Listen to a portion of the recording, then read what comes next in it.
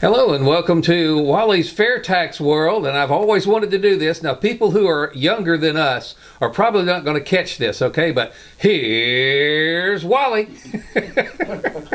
Thank you, Bob. That's the greeting I get every day I go into work. That's my best epic man there. Well, how you doing?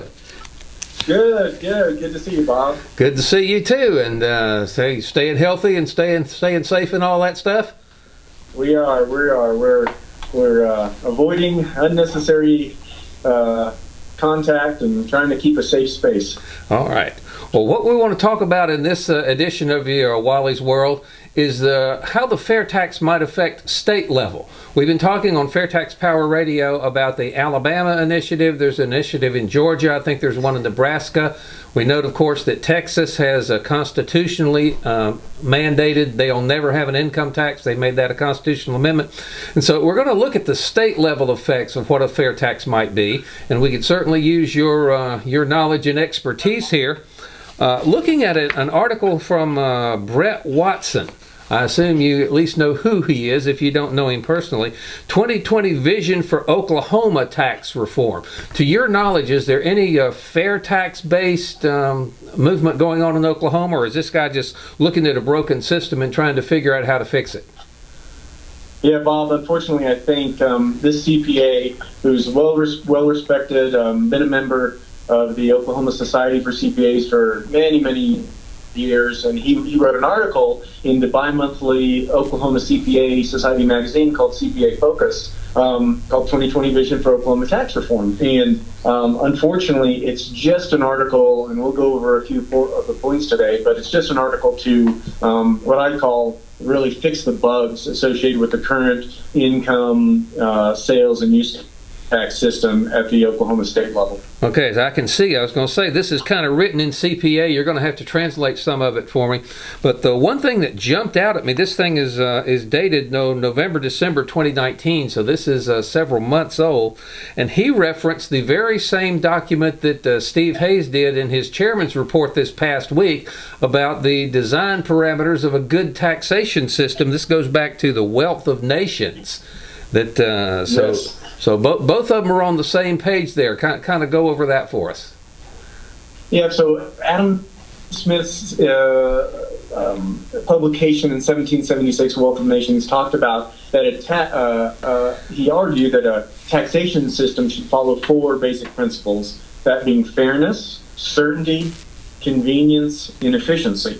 And which I think on the surface we all would say that sounds great, right? And then in 2005, the AICPA is the American Institute of CPAs, they said that any kind of construct to measure tax reform should be done so in the lens of simplicity, fairness, economic growth and efficiency, neutrality, transparency, minimizing noncompliance, impact on government revenues, certainty, and then payment convenience. And so you can tell the AICPA's principles build on, if you will, Adam Smith's four basic principles about what a tax system should be, that being fairness, certainty, convenience, and efficiency. And so I think what struck me when I read this article, and we'll go through some of the points, is can we, under the current regime of an income tax system, actually achieve these principles like Adam Smith, like the AICPA intended, or is the income tax system so broken, in need of so many bug fixes, that we need to step outside of the paradigm of income tax systems and go to something else, like, say, for example, a fair tax consumption-based system? Now, what are some of the bugs and problems that this CPA was seeing that he wants to fix?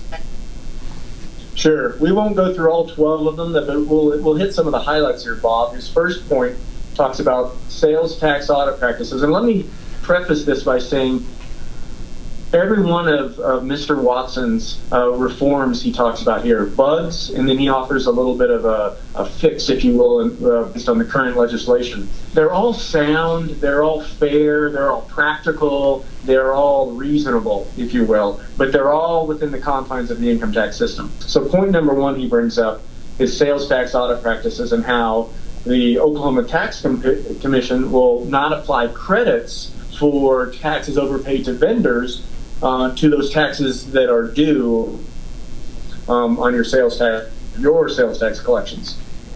So what he's getting at here is, for businesses, when you purchase products, and if you're going to use those in your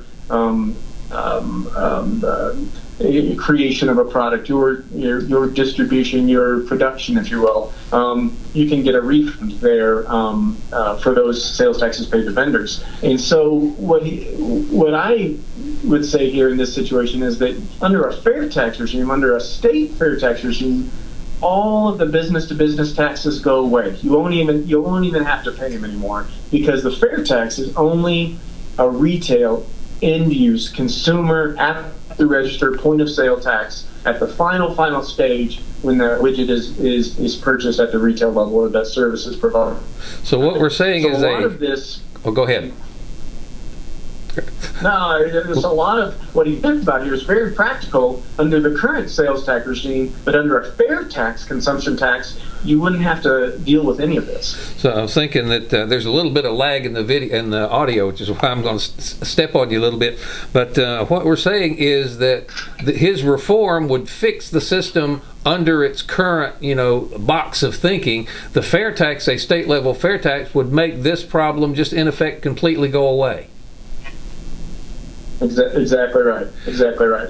Now, there's some de minimis legislation in the Fair Tax Act at the state or national level that talks about, like, say you're a very small business person and you buy your copy paper or your copier at Sam's and you pay the fair tax at the register there.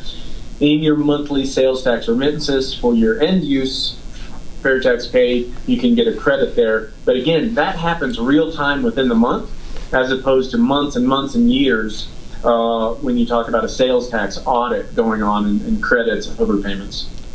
All right, now I'm looking at point number 2, talking about SOL for sales taxes. Now, SOL, what I think of, doesn't have anything to do with sales taxes, but explain to me what he's talking about here. I'll tell you, the OL means out of luck. The rest of it you can figure out. Well, I think it's an appropriate acronym for the income tax system, actually. And seriously, the SOL here is talking about statute of limitations for sales tax. Okay. And the point you're getting at here is the 2016 Oklahoma legislature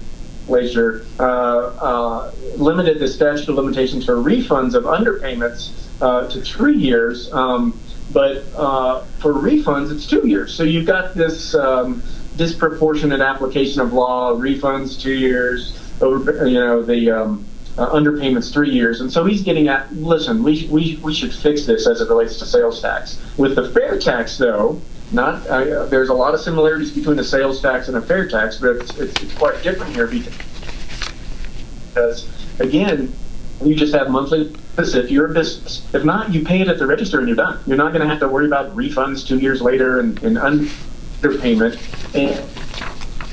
except on very business or in some kind of personal trouble, they collect sales tax, fair tax from people, and they decide not to remit it to the state government. First of all, there's bigger issues going on in their lives if they're going to do that. But two, it's going to be so fringe, it's going to be so rare and so minor that this whole issue on statute of limitations, it just kind of melts away. Okay, well, our apologies here. We're having some difficulty with the video and the audio. It's freezing on occasions. We're picking up most of what you're saying, but what you're saying is now that if you are owed a refund, you got 2 years to get it, but if you owe them, they can come after you for 3, and that's what he's trying to fix with this. You're right. Okay, let's move on to the next thing, interest. Talk about the interest point. Yeah, so the point Mr. Watson brings up here is that interest penalties for underpayment, if you will, were based back in the early 80s and were set at 15%, back when interest rates were very, very high. And so his point here is that if you owe interest because of underpayment of taxes, that should be based on, let's say, prime plus 2%, as opposed to this old rate that was established in the 80s and never fixed. So on the surface, very fine point. Don't necessarily disagree with it. But again, if we have a fair tax regime, you don't have income taxes that are owed. You have no income taxes that are owed. You don't have, tax returns from 5 years ago that you haven't paid on, and they're charging you penalty and interest. That just all melts away. Again, on the fringes, you'll have that one small business who decides not to remit the sales taxes collected, and there's a mechanism to go after those kind of bad players. But the whole idea of penalty and interest, it'll just fall away from the vernacular of the normal everyday resident of the state, because this actually happens more than you think. Normal people get caught up in interest and penalties because the tax laws are so cumbersome and convoluted, they don't even realizing they're running afoul. But under the fair tax, you pay it at the register and you're done. You never have to worry about penalties and interest. Again, unless you're that one, bad player who's a small business person who doesn't remit the taxes. Okay, correct me if I'm wrong here, but this term they're using, underpayment, it seems to me that could refer to the situation you're talking about now, where you're running afoul of the tax law and it's so complicated you don't know that you're running afoul of it. But there would also be willful evasion in that, would there not? Absolutely, it would encompass both. And the fair tax fixes the evasion rate, goes to next to nothing with a consumption tax. Absolutely. And you and Ron have brought this up on FAIRtax Power Radio before. How many articles or blockbuster stories do we see about major state sales tax evasion issues going on? Zero. Yeah. It's just, again, there's always going to be the fringe person. As long as humans are involved, there's going to be some cheating. But if you can go from a 20 to 25% evasion rate, that is our federal income tax evasion rate, and at the state level, I don't know, but I suppose the state income tax evasion rates probably are similar to the federal rates. If you can go from above 20% to, let's call it 1 or 2%, that's amazing. That's a good trade. That's the fair tax. Quoting from one of the luncheon taxes things, is that that's amazing. That's the fair tax. Yeah, and it's not perfect because there's some cheating there. But Steve Hayes, the president and chairman of the AFFT, always says, never let perfect be the enemy of good. Absolutely. Correct. Now, looking at his next point here, there's a highly technical CPA term here that you're going to have to translate for me. Casual sales. Taxes on casual sales. What's that all about?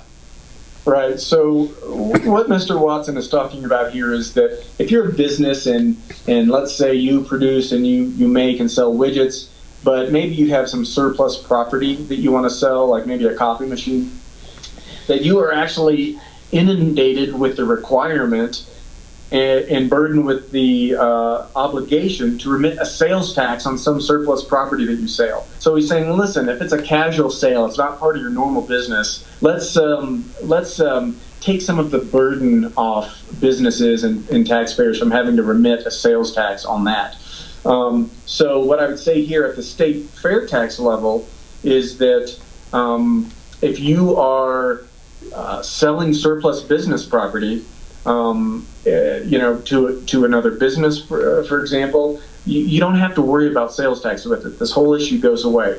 The only thing that would come up with a fair tax is if you have business property, so you wouldn't have paid a fair tax on it when you purchased it for your business, but you want to either consume it now at a personal retail level or sell it to an end-use consumer. And these situations are going to be so rare, Bob. But in those cases, you need to collect a fair tax there. But again, it's simple. It's simple to collect a fair tax, and you don't have to worry about different rate structures in different cities, counties, and ordinances in the state like you do now, which is what it's getting at. Also, I'd say the second aspect of this I'd like to touch on is the fair tax at the federal level, but also at the state level. And when we talk about at the state level, Bob, I'm referring to legislation that's actually currently being looked at in the Alabama legislature, and it's called the Alabama Economic Freedom Act. Oh, yeah. HB4. We have featured that on FTPR before.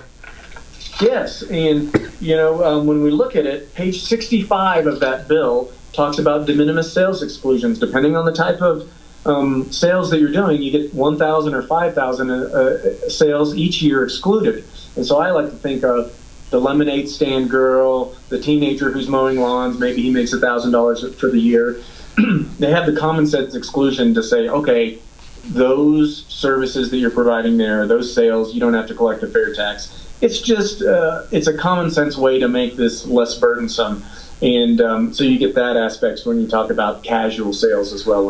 Okay, you just touched on something I was going to ask you about, point 6, where it talked about de minimis exclusion. I wasn't sure what that was.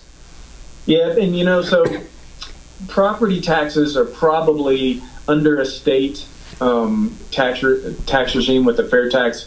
I don't imagine those are going to be changing. A lot of the property taxes are based on your home's value or your homestead or your farm. So I'm not aware that property taxes would be eliminated, which is point 6 here. But what point 6 is getting at here is at the property tax level, should you have some kind of exclusion for small amounts of property? I think the example in his point here is you have some $5,000 piece of property. The 1% tax rate on that for property tax in the state of Oklahoma would yield about $50 of property tax income to the state. It's going to cost more to administer that, to collect that. So that's the point he's getting at there, which is a fine point. Okay, well, let's say that's point number 6, and there are more points in this article that we're going to have time to get into on a one-by-one basis. So, right quickly, what else is in here that's relevant to that the fair tax would fix better than his solution would be? Sure. I love point 7 talks about sales tax collection allowances, because the state of Oklahoma did away with that credit you get for remitting the sales taxes to the state. Under the fair tax, you actually get paid for being a tax collector, because that's what you are as a business. If you're a tax collector and you get 0.25%. So this issue that he brings up here is completely taken care of under a state fair tax. Okay. So the fact that the vendors are compensated for collecting the tax is a further incentive for them to charge it rather than help people evade it. Yeah, great point, Bob. That's exactly right. We go from encouraging evasion to encouraging collection. All right. Well, there's a second article here that I wanted to get to before we ran out of time. That you may know the guy that wrote this, Revision for Oklahoma Tax Reform. This seems to be a response or a rebuttal to some of the stuff that Brent Watson was saying. Yeah, absolutely. So I've penned an article, and I'm hopeful that it'll be published this summer in the CPA Focus magazine. It's the Oklahoma CPA Society magazine that comes out bi-monthly. And my purpose there was, this article by Brent Watson that we're referring to here, it really struck me. And it struck me not that the ideas aren't great. They're wonderful ideas. They're practical. They're fair. But they're all from the mind frame of that we're stuck in this paradigm of an income tax system. And I wanted to write an article that says, listen, if we are living in this construct, this paradigm of income taxes, we don't have to stay there. Let's take a step back and go broader and look at a fair tax, a consumption-based tax. And so that's what I try to do in this article. I don't go point by point, because the whole thing is these are bug fixes. And if we have a system that is so filled with bugs, isn't it time that we stop, we catch our breath, we take a deep breath, and we say, listen, we're creatures of habit. That's the way we are as humans, and that's just something we have to overcome if the fair tax is going to get enacted. But we find ourselves stuck in this rut of continuing to go back to, well, how can we fix the income tax system to make it better, more fair, etc. And if we need this many bug fixes, isn't it time to just, like Bob Paxton often says on FAIRtax Power Radio, throw it on the scrap heap of history? There you go. I love that term. I love it.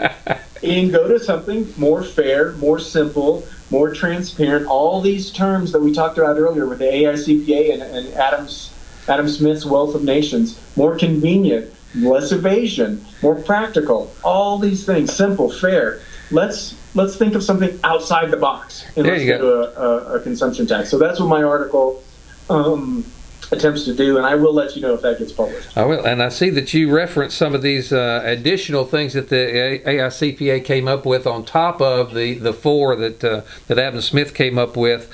Simplicity, fairness, he had those. Economic growth is another one that is a real big one. Touch on that, how the fair tax works on that.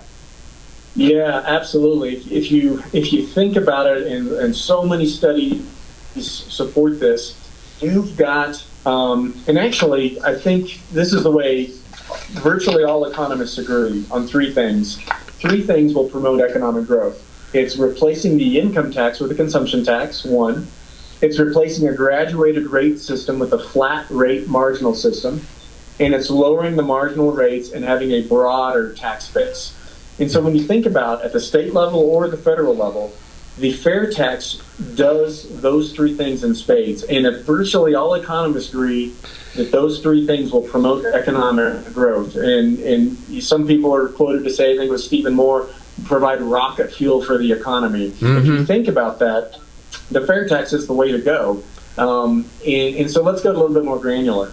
If I'm a business and I know that I don't have to pay taxes at each stage of production as I buy my products to build my product or provide my service, I'm going to move to that state or I'm going to move to that country.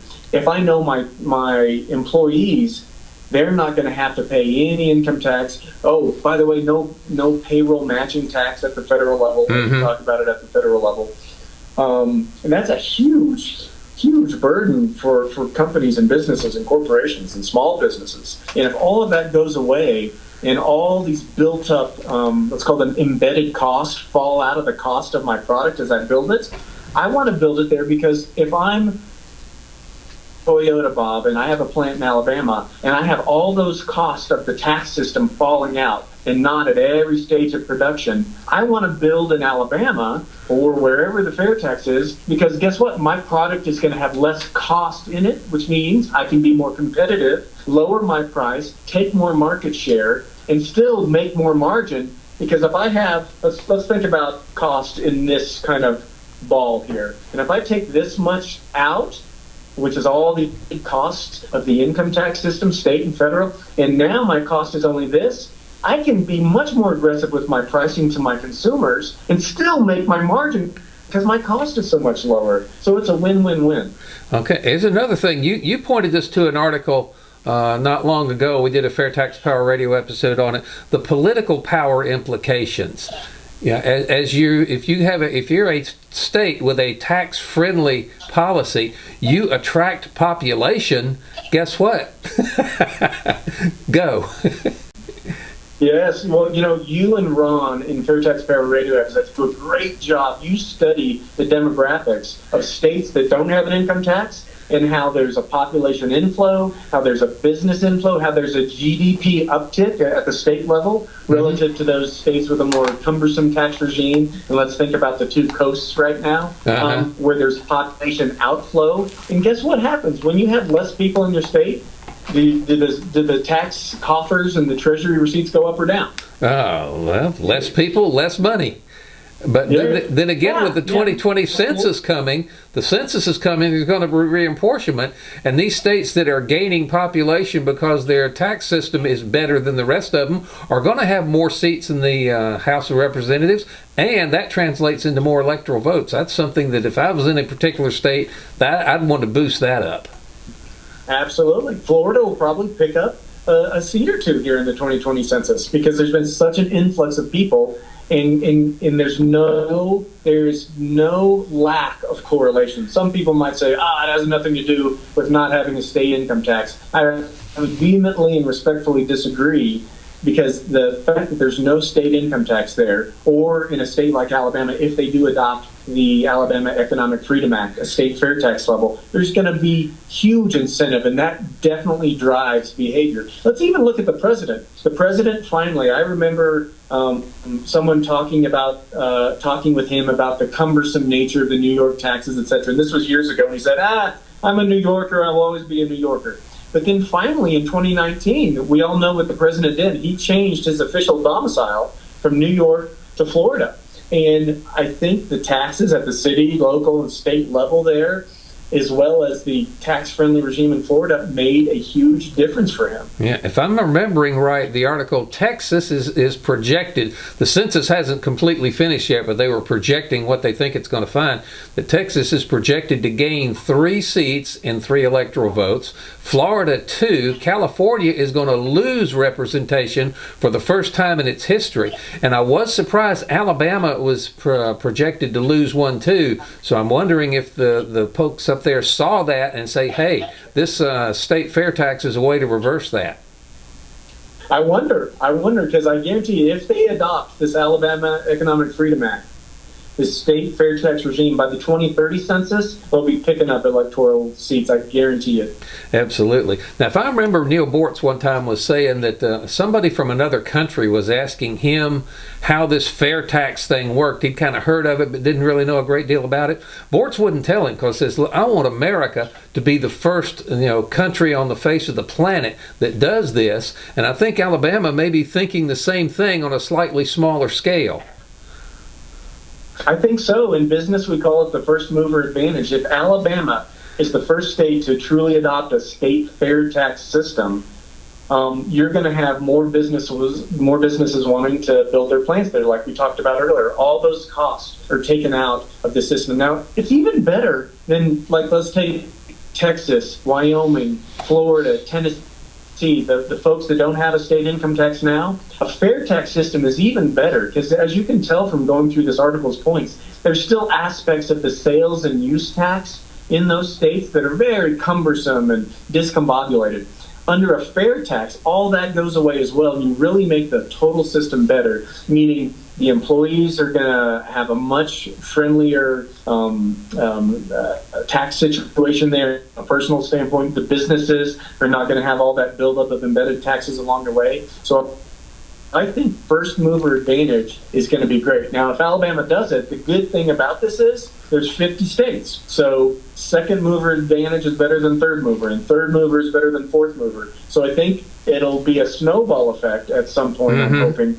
Now, would all 50 states adopt it? I hope so, but with the current makeup of, say, some of the states on the coast, I can't see everyone going to it, but I think the majority of states really getting on board here. We just need that first step in. Plus, it allows the states to function in their originally intended capacity, that being an incubator for what might work at the federal level. So it might indirectly result in encouragement at the federal level for H.R. 25, the fair tax system. Yeah, we're hoping now. We're getting kind of close on time here, but there's one more of the AICPA points I want you to touch on before we leave, and that is certainty. If there's one thing that the stock market doesn't like, that business doesn't like, it's uncertainty. So how does the certainty principle in the fair tax fix that problem? Oh, you bet. So I moved to Oklahoma from Texas in 2008, and that's right when the market crashed, you might remember. And I remember thinking and hearing about all the news how the Oklahoma tax receipts had really diminished during this time. And I originally thought, when I heard about the fair tax, the income tax in its treasury receipts would probably be a little more steady relative to personal consumption expenditures and any sales tax receipts. But guess what I found when I looked into it? And there's decades of empirical data. And it's not an opinion, it's not a position, it's just empirical fact. The personal consumption expenditures, what we spend at the retail level, is more consistent by far relative to income tax and income over that same system. So by analogy, the income tax receipts are much more lumpy than the personal consumption expenditures and the consumption tax receipts, meaning a national and state fair tax at the consumption level will be much more certain for jurisdictions at the state, local, and federal level relative to the income tax. So we actually increase certainty with the fair tax. That kind of makes sense. If you're laid off and you're no longer creating a paycheck and you're no longer getting taxes withheld from it, you still have to buy groceries, you still have to buy things. So yeah, the consumption would be a more stable source. Yeah, and it definitely fluctuates, but it's much more consistent, which by definition means it's much more certain. All right. Well, I tell you what, we are going to have to wrap this up pretty quick. Looking forward to see you again sometime. When you going to make it to Florida? I know. I would love to make it, so we do this quarterly webinar. This will be published 3 months later. We'll do another one. But maybe if we get past all this virus hoo-ha, we can find an excuse for Jade Walle to fly to Florida and do this in person. That sounds like a winner. I'll meet you at the airport. All right. Sounds like a deal. Well, good to see you. Thank you for sharing your expertise with everyone. Again, you mentioned we will do this again in 3 months. We'll come up with another exciting and engaging topic that we can pick your brain about. And I appreciate you being the good friend of the FAIRtax that you have been, and good friends to us personally as well. You bet. Thank you, guys. All right, thank you.